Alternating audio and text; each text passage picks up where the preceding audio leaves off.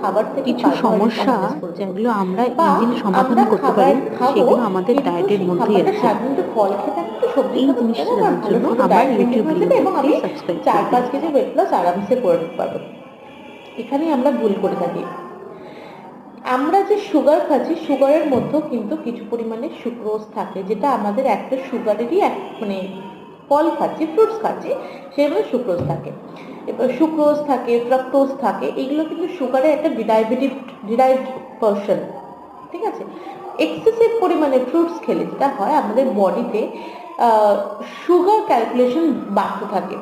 Fibre তো obviously বডির একটা পার্ট, তো ওই জন্য আমরা কি করি, ফ্রুটস এবং ভেজিটেবলস দিয়ে এখন অনেকে সবাইকে ডিটক্স করতে বলি বডিকে, যাতে ফ্রুটসেরও ফ্রাক্টোজ থাকে, ভেজিটেবলসে কিছু ফাইবার থাকে, পুরোটা না, যাতে আমার পেট খারাপও না হয়, পেটের কিছু গুড ব্যাকটেরিয়া কাজ করতে পারে, এইগুলো।